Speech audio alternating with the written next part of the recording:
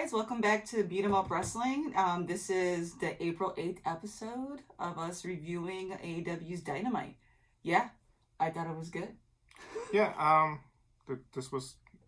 this is the best they can do with it being an empty arena. This is the best. No, I'm not trying to make it a bad thing. I'm just saying it's starting to get to the point where it's like I just wish the roaring crowd could be there. There's a lot of good things happening. I think one of my favorite matches happened in this Dynamite. True. That I haven't seen that would have been amazing if it would have been in front of a crowd. I have to say though, your comment makes sense. Because when I was looking at Twitter, I was noticing some NXT fans were switching back and forth between Dynamite and NXT because the girls in NXT had a ladder match and people were like building that up, but they were saying that AEW was interesting because they had Jericho on commentary with Tony Schiavone, and then a lot of people were we're not trying to win you guys over, like you guys probably knows by now we do like AEW right now, the brand a little more, but they were saying that no, they keep it fresh because they had Colt and then they had Cody and then they had Kenny, so people were trying to showcase to them like, hey, that's what WWE NXT needs to do. So I was like, that was kind of cool to see the actual interaction between the two fans. WWE did that with Triple H, and it was a success. Triple H was really, really good. I wish they would have him come down a little bit more. They haven't done that since. But yeah, you're starting to see a little bit about the what you said about the crowd. I'm glad they had the wrestlers on the side again because that totally added on to it. Spears is good. I really like the Jake the Snake promo. He's amazing. The way he is building it up. I mean, if it's not obvious to anybody, it's going to be Cody versus Archer for the TNT belt. It's going to be one hell of a match. But the build-up that they've been doing for this is really good. I really want Sammy Guevara to beat Darby, but he's not going to because it's going to be another Cody versus Darby. Yeah. Sammy versus Cody would have been a good match too. I was gonna say the story. I don't know if you saw it on TNT's Twitter. They put Hail Caesar and it was Cody, and he was like E2. It's all the makings of another Cody Rhodes storyline where it feels like it's gonna be a setup to failure to build up this Cody thing, and I don't know if it's gonna be Cody where he turns heel. Maybe this is where somebody backstabs him because Caesar got backstabbed, and there's a lot of Caesar stuff, and Arn Anderson is potentially the one that could backstab him. Yeah, definitely. I definitely could see that coming. But like you said, the Jake's promo, something about the gritty in his voice that just, we just watched Dark Side of the Ring with him and talking about Macho Man, and it's just something the way he tells stories that gets you like amped. Because like, no offense, like I know they're feeding Lance, some jobbers and kind of building them up. But it's how you're supposed to build a monster. I mean, but I don't know. I'm kind of not feeling it. Like I don't know if it's because Jake can't be with Lance right now, and it's like it doesn't have the dynamic. No, I think right now they're just building him as this unstoppable force. He's going to go against Colt Cabana. Colt Cabana's another big dude, so that's even going to elevate him even more. Yeah, I think that's going to be the match to look at. And then you have Dustin Rhodes that's probably going to end up beating Kip, and then it's going to get personal after that. Yeah, Lance is going to go through Dustin. Yeah, you're right. If you put it that way, it's going to be good. I didn't think about the actual bracket. Yeah. I was thinking about what I've seen already and what I've known I've seen him do in New Japan. Yeah, they're building him. They're building him up as this murder hawk monster, and when he goes through Dustin, he's probably going to brutalize him, and it's going to become personal, and it's going to be a good story. Said that. No, I love Dustin. It's going to be classic. Story building for wrestling, so it's gonna be good. Yeah. Here's my favorite match that I have to say this is my favorite match of all AEW women's division. Hikaru Shida, Britt Baker, amazing match. God, they put everything onto it. Britt Baker with that creepy smile. When Shida busted her open, man. I don't know if it was a broken nose. It's a broken nose for sure. Yeah, it looked a little tweaked. But man, when the camera panned to her and she was like laughing, like maniacally, like it was just the best image of Britt Baker. And it went from like what I was telling you, she's so pretty and like it kind of just wasn't fitting her heel. But then she just embraced it. She embraced the blood, and she was like, "No, I'm pretty, but I'm also slightly crazy." And there were so many false finishes where I thought either of them could have won it. It was they a were really both good tired, match. And they both like there was a couple of misses, but it looked like they were breathing hell. They sold everything that happened in the ring was sold perfectly. Yeah, I think this was like really well storyline telling because Britt Baker and Sheeta have had a storyline going Yeah. behind the scenes, and now they're both fighting for the number one contendership. So now it cements Sheeta to go against the Native Beast, Nyla, and that's probably going to be a really good match. Sheeta, I love Nyla, but Sheeta is destined to be the star of the women's division right now. Yeah, definitely. She definitely has the makings. I mean, the crowd. I mean, the wrestlers. The wrestlers were shouting Sheeta, and of course, what was that? Pineapple Pete. Yeah.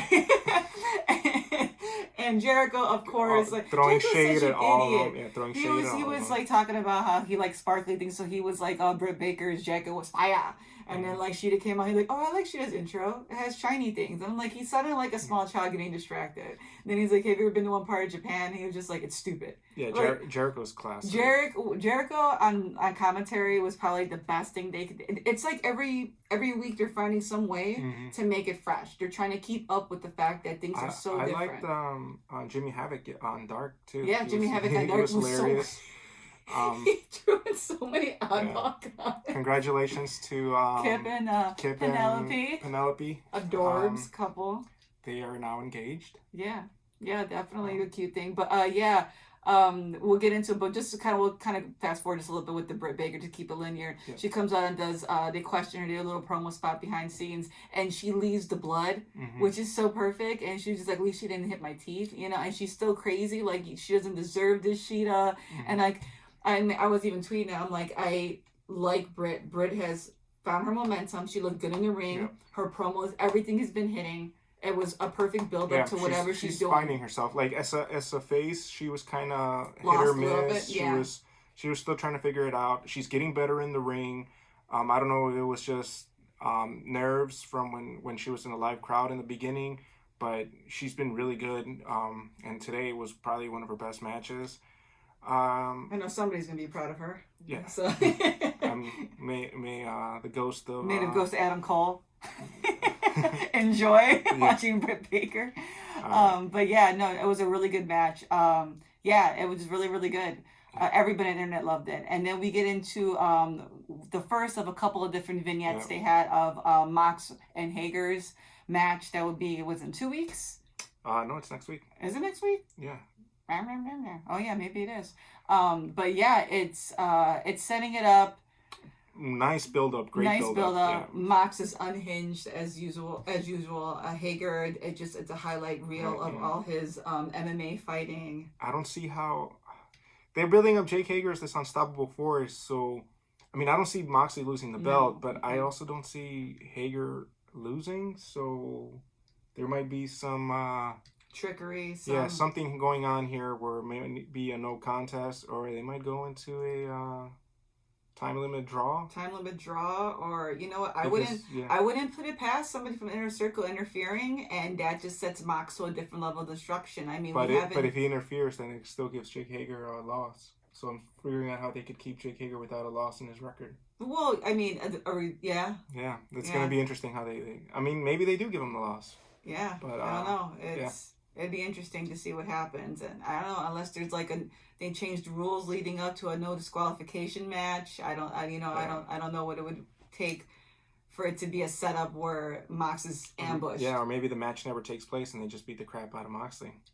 I don't know.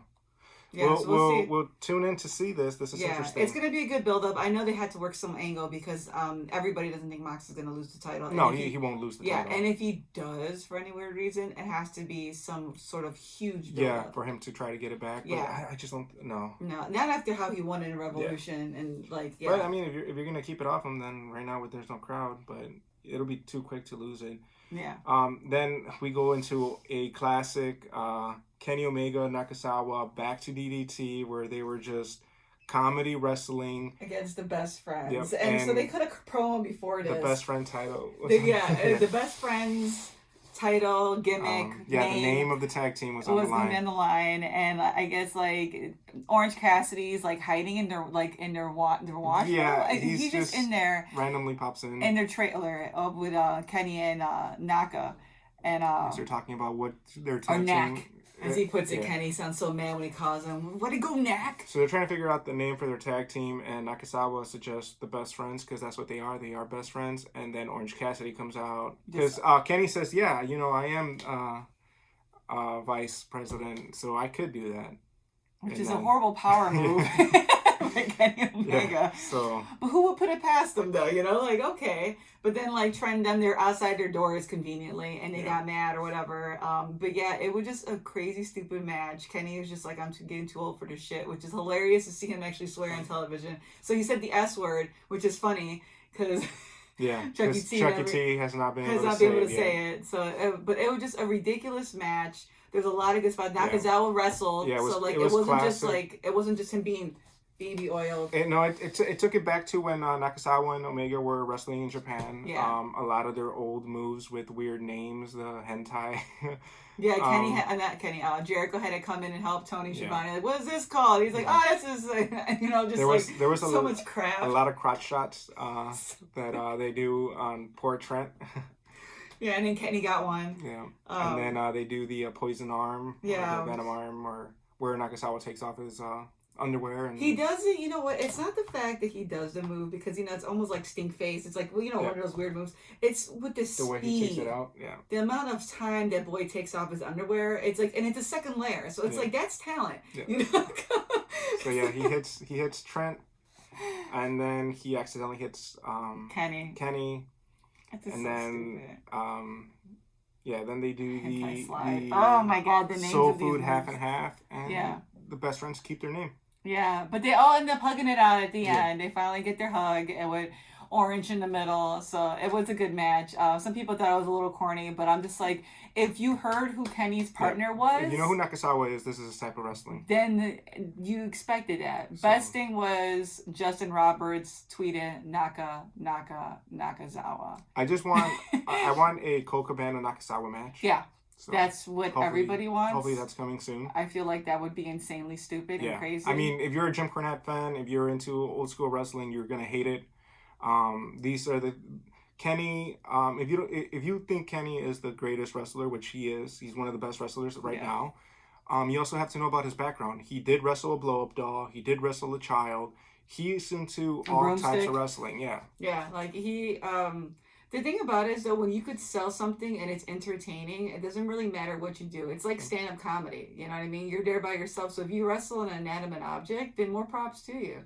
You know what I mean? Like, that, it still sells it. And he's still an amazing, ripped wrestler. He was, like, bigger than Trent in the ring. He's bigger than everybody. And to see him do the dumbest things that he does. I mean, the fact that he has so many layers to his personality is awesome. He's a good onion, like Shrek would say. And I know there's going to be a lot of people that are going to hate on him for this, saying he's a superstar, he shouldn't be doing this stuff. Just have some fun. But as Kenny would say, he is too busy playing Call of Duty to care what people say. So don't tag him in any of this crap if you're going to complain about it, because he doesn't care. All right.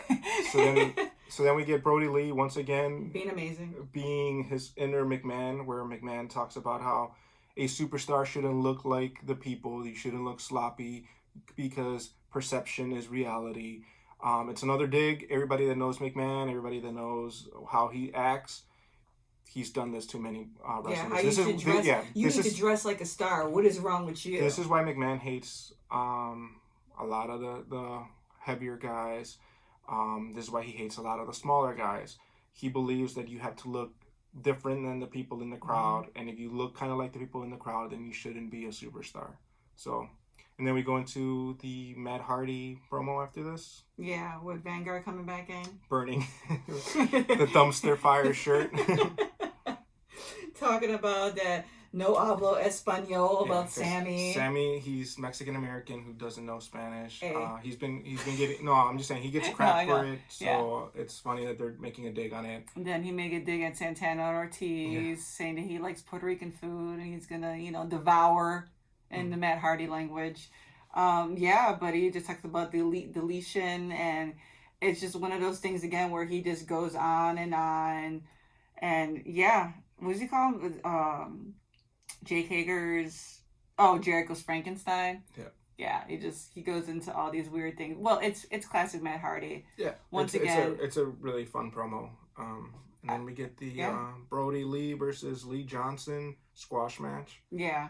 So once again, Brody Lee coming off as a monster here. Yep. And that leads us into... They have another vignette with Jake Hager and... And Moxley building it up. It's similar to the first one. And then we get the story behind how Shawn Spears and Cody and how... so it goes back a little bit to the why he's the chairman, the whole, like, just the history, like you said, just a chair shot, just the whole, you know, just the bad blood between them. And there's a lot of things that Cody has to figure out in this whole quarterfinal. I think they mentioned Darby once. Yeah. You know, if you were to go, you know, beat Spears, and, you know, Jericho, of course, was down with Cody. Yeah. You know, and Spears was talking crap the whole night. Yeah. Spears was also, we forgot to mention, he was out there for the Kenny Omega match because he wanted to pretty much scout Nakazawa to see if Nakazawa would be his tag team. Yeah, it's like, and it's funny because he's acting like these people want to be with him, and it's like, no, you're not it. It's like, shut up. Yeah. So... Cody beats Spears. They had a really good match, very physical. Yeah. A lot of kickouts. Yeah. Really dramatic. I hope Shawn Spears is taking a little bit more serious in AEW going forward. Give him a little bit more to do, because I think he could come off as a pretty good intimidating heel when given the right storyline. He hasn't been booked like that for a little bit ever since the Joey Janela match way back in Revolution. Yeah. After that, he's kind of been just searching for a tag team partner, which is, it's good. It keeps him busy and it keeps him on TV. But I would like to see a little bit more of Shawn Spears. Yeah, I don't know what I expected, like, from another title shot. I didn't factor in the newer people they have, like Hager and, like, Archer and stuff like that. I was really hoping there was a title for, like, the Sammy, the Darby, the Kip, you know what I mean? Something like that, where it could be on a different, because they're all, like, I'm not saying, like, they're grouped in with a different level, you know, but they kind of are, you know? But I mean, at least there's another title now. It'll be interesting. I just wish, you know, I don't know if Nyla's not wrestling because everything that's going on or things like that. I just, you know, I'm really glad the women came out today and they really owned it, and it was a long match too. It almost went the time limit. Yeah. I think it was. And I think Big Swole also, since she has, I think she has an autoimmune disease too. Yeah. Which kind of sucks because she was kind of like building climbing up too. Yeah. So hopefully once this is all over, we could get some more, because she's awesome. I'm just really grateful that Yoshida and Britt's doing so much better. We have Penelope, and we had some indies, you know, come in that were doing really good. Sadie Gibbs, I think, is in her country. Like, yeah. She was another one that I was kind of hoping they would portray more, but it kind of sucks that we haven't seen too much of her either. So yeah, there's still a lot to grow on. Rumor has it they still have a lot, I think enough to record until like middle May, they said. I hope they sign up Abaddon. Yeah, I know, Abaddon. I really like Abaddon. Abaddon was good. You know what, but then again, it's like Sheeta makes everybody look good. So hopefully, you know, they saw that as, you know, an opportunity. And I mean, Abaddon, she was crazy. And I like her character. Yeah, I think it goes over well because they don't have somebody like her in the roster. In the female, no. In the roster, period. Well, I mean, you kind of have Matt Hardy play a character, and then... Yeah. Yeah. Maybe Matt Hardy could bring Abaddon. Some sort of, I don't know. It'd be really cool though. But yeah, AEW was good. Mm-hmm. I'm not really sure what else happened. I think with like Ciampa and them were supposed to fight NXT, so I'll probably go back. I didn't watch NXT. So. Yeah, we'll go back and check that out. But definitely a good Dynamite. Definitely see the Cody Rhodes and Spears match. I think they said next week was supposed to be, was it Colt and Lance? I think Colt and Lance. They haven't announced anything else yet. Well, did you say Hager and? Yeah. Yep. So those two, but definitely check out Britt Baker and Sheeta. They actually did one hell of a match today. So that was my favorite match. Yeah, that was my highlight. That was my key match of the night. All right. But thank you guys for tuning in. Don't forget we have our giveaway. Our link will be in the description. So retweet. Please help us out. Want to give away some stuff. So take care. We'll see you guys next time. Bye.